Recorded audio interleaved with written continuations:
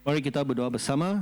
Bapa kami di syurga, kami bersyukur dan berterima kasih kerana hari ini kita dapat berkumpul di tempat ini untuk menyembah nama-Mu. Kami juga berdoa supaya Tuhan teruskan berbicara kepada setiap kami pada masa sekarang. Dan kami juga berdoa supaya Tuhan membuka mata kita untuk melihat kebenaran di dalam firman-Mu. Di dalam nama Yesus kami telah berdoa. Amin. Amin. Selamat pagi semua. Shalom. Shalom. Okey. Hari ini saya akan memulakan perkongsian saya dengan satu soalan. Okey, soalan ini adalah, bolehkah Kristian kehilangan keselamatan mereka? Okey, kamu tidak perlu terus jawab saya, tetapi saya mau tanya kita, bolehkah Kristian kehilangan keselamatan mereka? Nah, selepas saya mengkongsikan apa yang kita akan belajar daripada Ibrani pasal 6, barulah kita menjawab soalan ini bersama-sama. Boleh kan? Boleh ya? Nah, soalan ini juga tujuan apa yang kita akan belajar dan objektif apa yang kita akan buat pada hari ini di dalam khotbah saya pada pagi ini. Sebenarnya khotbah yang saya ingin dikongsikan pada pagi ini adalah sangat-sangat susah, terutamanya di dalam Ibrani pasal 6. Kerana Ibrani pasal 6 memberi kita satu amaran terhadap kemutatan. Mungkin di antara kita tidak tahu apakah maksud itu mutad. Di sini kalau kamu pergi ke Kamus Dewan, kamus, di sini mutad maksudnya adalah satu tindakan yang menolak, menolak satu agama. Itu adalah mutad. Tetapi ini tidak menjelaskan kepada kita, terutamanya di dalam agama Kristian. Kerana di dalam agama Kristian, bahasa mutad ini, ayat mutad ini di dalam kamus teologi juga bermaksud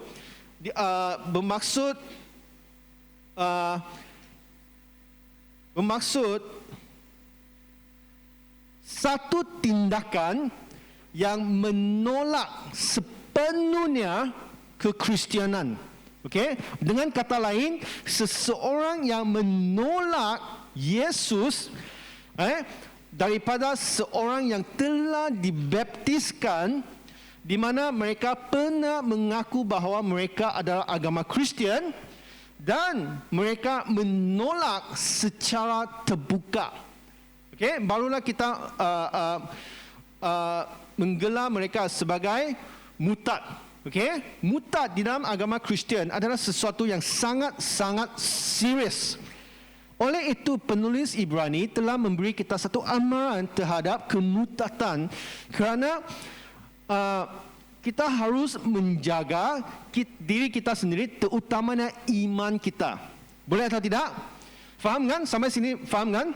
Nah, hari ini kita akan melihat di dalam Ibrani pasal 6, kenapa amaran ini begitu serius. Terutamanya kepada semua yang percaya, orang yang percaya.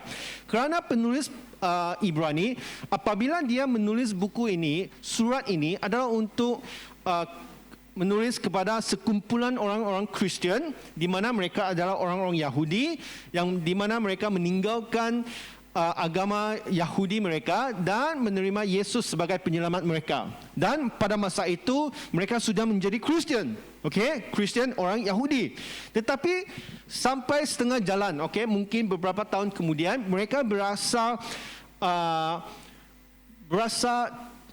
mereka tidak menerima kebaikan ataupun mendapat apa-apa kebaikan daripada agama Kristian. Mereka membuat keputusan untuk kembali kepada agama orang Yahudi, di mana mereka ingin menolak Yesus, dan mereka ingin kembali kepada agama mereka, agama asal mereka. Jadi oleh itu barulah kita ada buku Ibrani. Ingatlah. Nah, kemudian kalau kamu tengok di dalam Ibrani pasal 6, penulis juga mengingatkan tujuan kita, rencana Tuhan di dalam kehidupan kita adalah untuk bertumbuh menjadi matang. Supaya kita menjadi seperti Kristus. Ini adalah matlamat kita. Boleh kan? Nah, di dalam teks yang pertama, ia juga mengingatkan kita harus meninggalkan asas-asas pertama. Okey, kenapa saya berkata demikian? Kerana dalam ayat 1 di sini mengatakan, sebab itu marilah kita tinggalkan asas-asas pertama dari ajaran tentang Kristus dan beralih kepada perkembangan yang penuh. Nah, maksud di sini adalah selepas kita menerima Yesus sebagai penyelamat kita, selepas kita telah dibaptiskan, janganlah kita hanya berhenti di tahap itu. Bahawa kita hanya tahu bahawa Yesus adalah Tuhan saya, Dia adalah penyelamat saya, oleh itu cukup sudah. Okey? Tetapi di sini penulis mengingatkan setiap kita harus beralih dari asas-asas pertama, di mana ajaran tentang pembaptisan, okey, di mana ajaran tentang siapakah Yesus, dan beralih kepada perkembangan yang sepenuhnya. Kalau di dalam bahasa Inggeris adalah maturity, kematangan, supaya kita menjadi matang. Janganlah kita hanya stuck ataupun berhenti di tahap kita masih seorang bayi, okey, di Christianity. Okey, kita harus bertumbuh dan berkembang dari sana. Jadi janganlah kita meletakkan lagi dasar pertaubatan dari perbuatan yang sia-sia. Okey? Ini juga mengingatkan kita bahawa keselamatan hanya bergantung kepada Yesus, bukan pekerjaan kita. Okey, bukan kita melakukan perkara yang baik barulah kita diselamatkan. Bukan. Kerana di dalam agama Kristian ataupun di dalam firman Tuhan, dia mengingatkan bahawa keselamatan adalah diperoleh oleh iman kita melalui kasih karunia. Okey, kita diselamatkan begini, bukan melalui perbuatan saya, pekerjaan saya ataupun apa yang saya lakukan sebagai seorang Kristian. Bukan. Okey, ingat itu. Jadi dalam ayat 2, iaitu ajaran tentang berbagai pembaptisan, penumpangan tangan, kebangkitan orang-orang mati dan hukuman kekal. Semua ini kita telah diajar sebagai asas kita. Okey, oleh itu kita harus terus bertumbuh, berkembang di dalam firman Tuhan. Janganlah kita hanya menjadi seorang bayi. Paulus juga mengingatkan kita bahawa minuman susu hanya untuk bayi. Kita harus makan makanan keras. Amin. Jadi khotbah pada pagi ini ada sedikit susahlah bagi saya untuk berkhotbah di sini kerana juga menyentuh sesuatu yang sangat sensitif di dalam kehidupan kita. Okey? Nah, dalam ayat 1 hingga ayat 3, penulis telah mengingatkan kita tujuan dan maklumat kita adalah untuk menjadi matang. Okey, semua ini menjadi matang. Jadi, dalam ayat 4 dia memberi kita amaran. Nah, amaran bahayanya kembali mutad yang tidak dapat dipulihkan atau dikembalikan. Nah, bolehkah Kristian kehilangan keselamatan mereka? Jawapannya adalah tidak. Tetapi ada tetapi lah, ada but lah. Tetapi itu hanya benar jika Kristian itu adalah benar. A genuine Christian. A genuine Christian. Why I say that? Kenapa saya berkata demikian? Kerana di dalam ayat 4, jika seseorang, ayat 4, jika seseorang yang pernah diterangi hatinya, yang pernah mengecap karunia syurgawi dan yang pernah mendapat bahagian dalam Roh Kudus dan yang mengecap firman yang baik dari firman dan karunia-karunia dunia yang akan datang, namun yang mutad lagi tidak mungkin dibaharui sekali lagi sedemikian hingga mereka bertaubat sebab mereka menyalibkan lagi anak Allah bagi diri mereka dan menghinanya di muka umum. Nah, dalam 3 ayat ini, ia menjelaskan kepada kita, jika seseorang yang pernah merasai kebaikan Tuhan, kasih karunia Tuhan, mereka tidak mungkin murtad. It is impossible. Tidak mungkin. Jika seseorang itu menolak Kristus secara terbuka, masalahnya, isu di sini bukan kerana keselamatan ataupun Tuhan. Kerana di dalam firman Tuhan menjelaskan dengan jelas sekali bahawa seseorang yang diselamatkan akan selalu diselamatkan. Once saved, always saved. Kerana kita telah dilahirkan semula. Ingatlah, kita telah dilahirkan semula dan ini adalah justification di mana kita telah dibenarkan di hadapan Tuhan melalui Yesus Kristus. Oleh itu, jika kamu adalah seorang Kristian yang benar, kamu tidak akan kehilangan keselamatan. Dan kamu tidak akan menolak Yesus di hadapan orang lain. Ingat, jika seseorang itu menolak Yesus, maksudnya, masalah adalah di sini. Maksudnya, iman mereka tidak pernah berlaku pada asalnya. Pada masa mereka mengaku bahawa mereka ingin diselamatkan oleh Yesus, mereka mau menerima Yesus sebagai penyelamat mereka, semua ini hanya perbuatan secara rualan sahaja. Maksudnya, hati mereka belum lagi insaf, belum lagi bertaubat, belum lagi percaya. Oleh itu, pada akhirnya apabila kita berdepan dengan Yesus, bukan semua dapat diselamatkan. Ingat, not everyone are safe. Bukan semua. Okay? Kenapa saya berkhotbah dalam Ibrani pasal 6? Bukan untuk menakutkan kita bahawa kita harus sentiasa setia kepada Yesus. Tetapi perkara begini boleh berlaku. Nah, apa yang akan berlaku kepada mereka yang menolak Yesus? Apa yang akan berlaku? Bahawa mereka tidak mungkin dibaharui sekali lagi. Maksud di sini, jika seorang Kristian menolak Yesus secara terbuka dan kembali kepada agama asal mereka ataupun kepada jalan yang lama, mereka tidak boleh lagi diselamatkan lagi.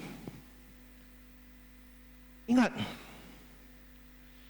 once you deny Christ, there is no salvation for you.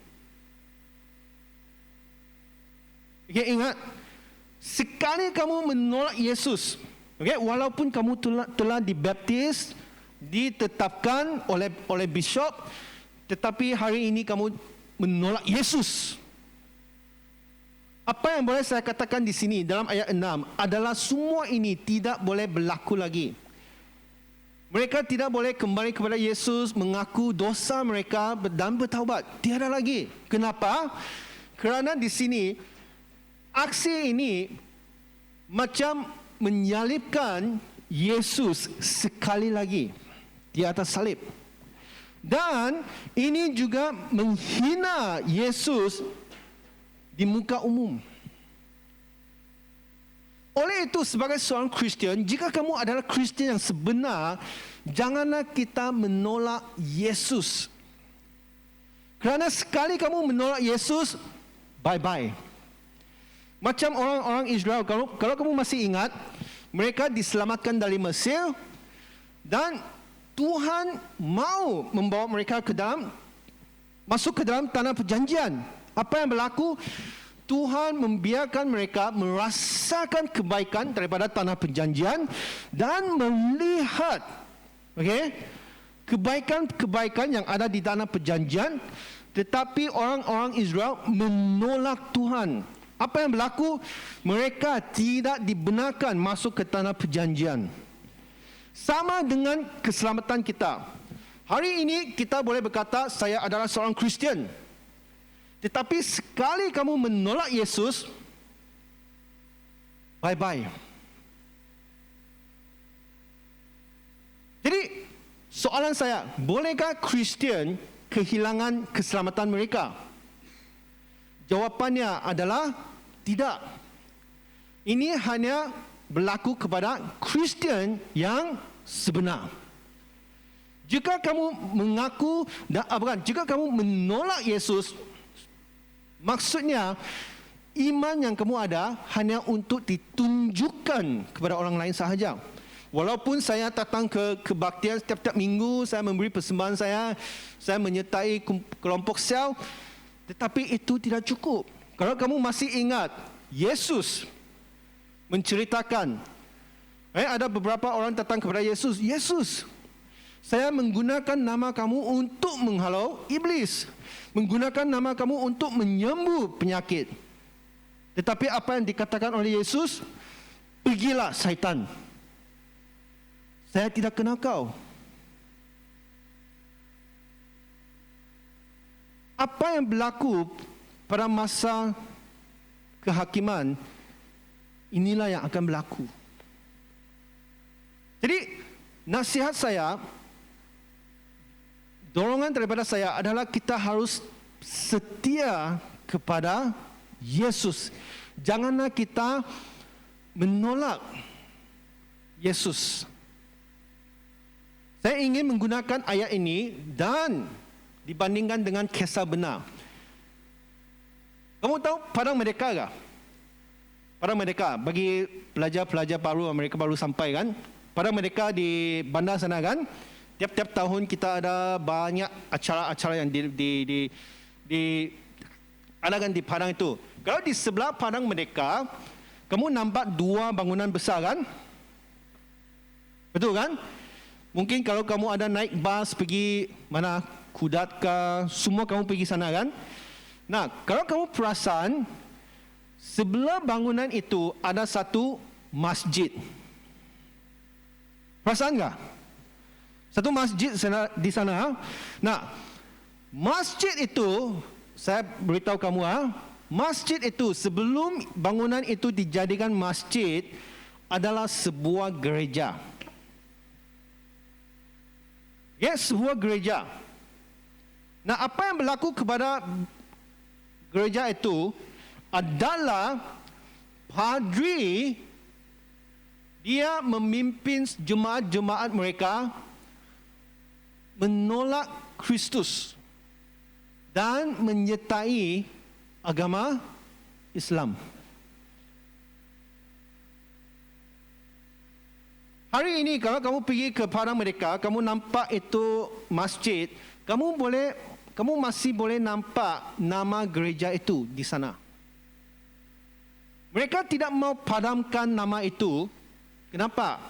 Kerana mereka boleh menggunakan nama itu untuk menarik jemaat-jemaat Kristian. Kalau kamu tidak percaya, kamu boleh pergi Google, saya tidak tahulah. Kerana ini semua sejarah KK sahaja. Tetapi padri itu, dia telah menikmati kebaikan Tuhan, merasai kasih karunia Tuhan. Padri itu juga dilatih sebagai padri di seminari. Tetapi apa yang berlaku kepada dia dan juga gereja dia adalah semua meninggalkan Yesus, menolak Yesus.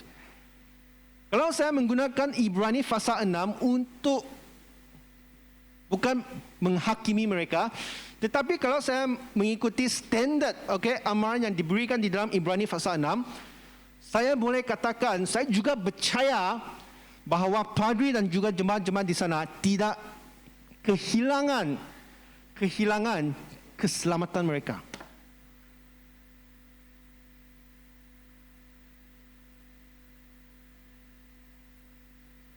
khotbah yang dikongsikan saya pada hari ini adalah sangat susah. Kenapa? Kerana di dalam 20 tahun, 30 tahun ini, apabila orang menginjil kepada kita, kita akan berkata, oh Tuhan mempunyai satu rencana yang baik untuk kamu. Amin. Marilah kita percaya kepada Yesus kerana dia ada kebaikan. Tetapi hari ini saya berkhotbah dari Ibrani pasal 6 mengingatkan kita bahawa sekali kita menolak Yesus, tidak ada U-turn lagi. Kebanyakan kita fikir bahawa, oh mungkin hari ini saya tidak mau jadi Kristian lah. Oh saya masuk agama Islam, saya masuk agama Buddhis, saya masuk agama Hinduism. Oh tidak apalah. Sebelum saya meninggal dunia, barulah saya kembali kepada Yesus. Tetapi kalau mengikut apa yang ditulis di dalam Ibrani pasal 6 di sini, maafkanlah. Kerana kamu hanya dilahirkan sekali. Betul atau tidak? Kamu yang menolak Yesus, sekarang kamu kembali kepada dia, oh Yesus minta maaf. Yesus berkata, sorry. Kerana ini seperti engkau menyalibkan lagi anak Allah dan menghinanya di muka umum. Kenapa menghina? Kerana pada sebelum Yesus disalibkan, dia dihina oleh orang lain. Jadi apakah yang kita boleh belajar pada hari ini adalah kita harus terus setia kepada Yesus. Janganlah kita menolak Yesus. Amin. Kerana di dalam bahagian yang terakhir, janji Tuhan yang diberikan kepada kita adalah pasti. Kenapa pasti? Kerana di sini dalam ayat 16 juga mengatakan bahawa Tuhan tidak akan berubah. Ayat 18 tidak berubah-ubah. Kemudian ayat 19, semua ini telah dijadikan. Okey? Dan di mana Yesus telah masuk sebagai perintis bagi kita ketika ia menurut peraturan Melkisedek menjadi imam besar sampai selama-lamanya. Kerana apa yang kita harapkan di dalam Kristus adalah pengharapan. Dan pengharapan itu adalah sau yang kuat dan aman bagi jiwa kita. Jadi apa yang berlaku, janganlah kita melepaskan tangan kita. Amin. Kerana kalau kamu menonton wayang-wayang Kristian yang menyatakan hari kiamat, kamu tahu apa yang akan berlaku pada hari kiamat kah? Mengikut wahyu. Bahawa iblis, syaitan, anti-Kristus, mereka akan bertanya kamu satu soalan sahaja. Satu saja. Adakah kamu akan menolak Yesus? Kalau kamu menolak Yesus, kamu hidup. Itu saja. Mereka tidak akan berkata, oh, ikutlah kami. Tidak. Mereka hanya tanya kamu satu soalan saja. Adakah kamu akan menolak Yesus? Janganlah sampai kita dipaksa oleh orang, barulah kita jawab. Tidak. Saya masih mempercayai kepada Yesus.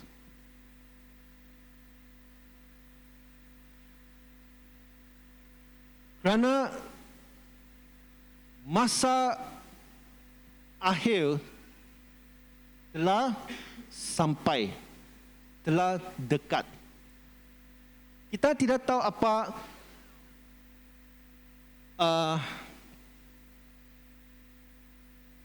suffering,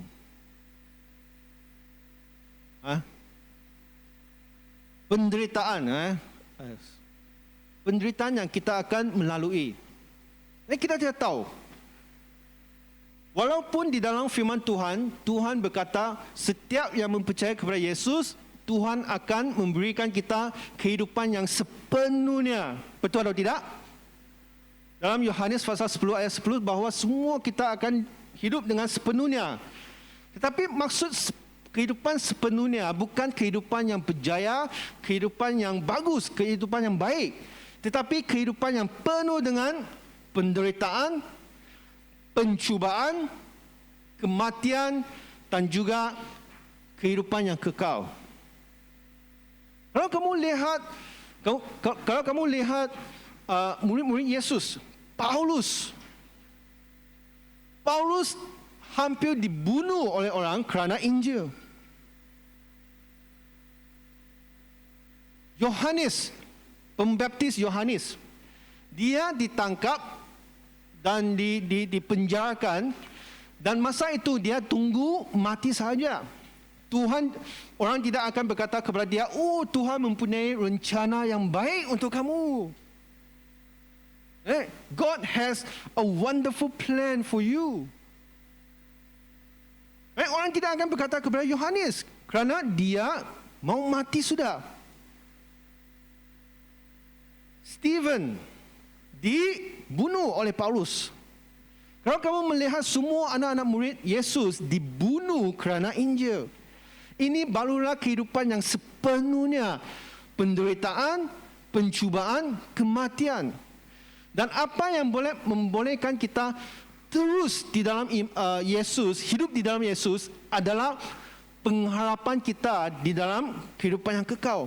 Kerana hanya itu sahaja yang memberi kekuatan kita untuk mengharungi penderitaan, kematian dan juga pencubaan.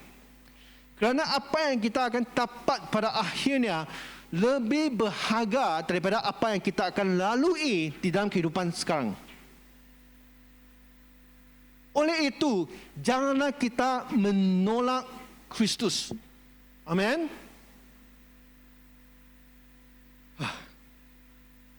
Memarah orang saudara. Inilah pastor kan. Jadi janganlah kita meninggalkan Yesus. Terus tetap bersetia di dalam iman. Saya tahu kebanyakan pelajar-pelajar siapa yang pertama kali meninggalkan kampung kamu dan keluar ke bandar tahun ini, siapa? Adakah? Was. Maksudnya kamu pernah tinggalkan kampung. Maksud saya adalah meninggalkan keluarga kamu dan kamu hidup berdikari, hidup berserangan di KK, dan kamu tidak lagi bergantung kepada ibu bapa kamu. Ada? Boleh tengok berapa orang enggak di sini? 2 orang saja. Wah, yang lain pernah meninggalkan dunia, meninggalkan rumah lah kan? Di bandar tidak sama dengan di rumah kamu. Banyak pencubaan. Pencubaan yang pertama adalah agama sesat. Kalau kamu pernah dengar The Church of God, kamu pernah dengar tak Church of God? Janganlah kamu masuk gereja itu. Itu gereja ke mana? Neraka. Itu adalah gereja ke neraka. Kenapa? Kerana mereka memaksa jemaat-jemaat mereka meninggalkan Yesus. Walaupun mereka menggunakan nama Yesus, tetapi kepercayaan mereka bukan Yesus. Saya ada seorang pelajar, dia datang dari China. Dia dibaptiskan di CDK, ditetapkan di CDK. Kemudian apabila dia habis belajar, dia balik ke China.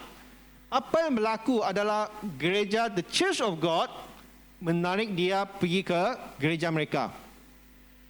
Dan ada orang memberitahu kepada saya bahawa pelajar ini telah menyertai gereja ini.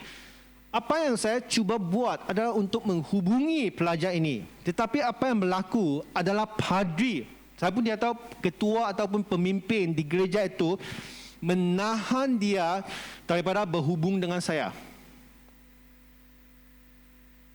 Berhubung dengan saya.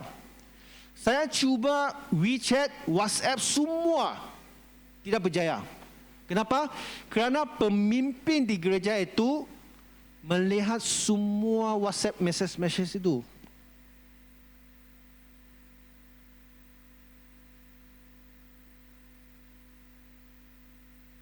Janganlah kita meninggalkan Yesus.